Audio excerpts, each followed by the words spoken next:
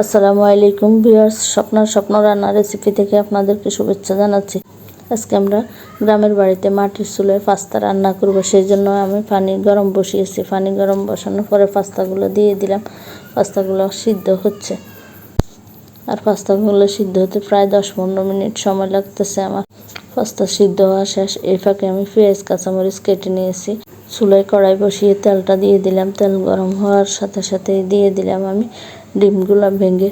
সব ডিম দিতে পারি না, চুলায় যখন আগুন বেশি তখন আমি প্রথম 2টা ডিম দিয়েই কিন্তু এগুলোকে ঘুটে নেব। এরপর আস্তে আস্তে বাকি ডিমগুলোও আমি দিয়ে দিব। বাকি ডিমগুলো দিয়ে এইভাবে ঘুটে নেব। ঘুটে নিয়ে আমি ডিমের স্ক্রাম্বল বানিয়ে ফেলবো। আর আমরা আজকে পাস্তা করার জন্য 6টা ডিম দিয়েছি। সবগুলো ডিম এভাবে আমি আগের মতো ঘুটে নিব।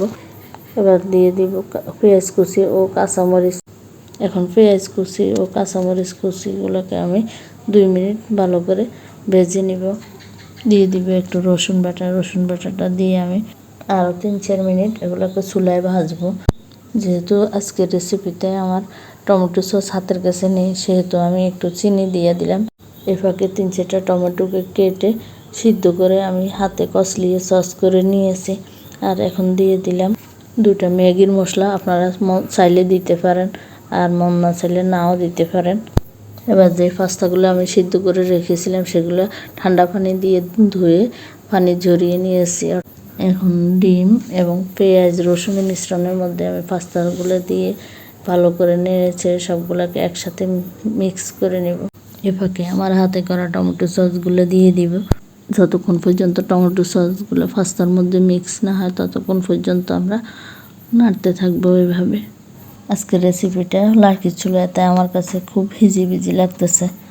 আপনারাও কষ্ট করে দেখতে থাকুন আমার সাথেই। তাছাড়া পাস্তায় যে চিজ দিব সেগুলো আমার হাতের কাছে নাই, অর্থাৎ এগুলো সব আমার বাসায় রয়ে গেছে। তাই আজকে চিজ ছাড়াই আমি পাস্তা রান্না করতেছি। জানি না কেমন হবে। আজকের পাস্তা রান্নার সাথে কে কে আছেন আমাকে কমেন্ট করে জানাবেন। আর যদি ভালো লেগে থাকে একটা লাইক দিবেন। দেখতেই পাচ্ছেন আমরা আজকে লার্কির চুলায় রান্না করেছি। কথা বলতে বলতে আমার পাস্তার রেসিপি রেডি হয়ে এসেছে। এতক্ষণ আমার সাথে থাকার জন্য সবাইকে অসংখ্য ধন্যবাদ। আজকের জন্য বিদায়। টাটা, গুড বাই, আল্লাহ হাফেজ।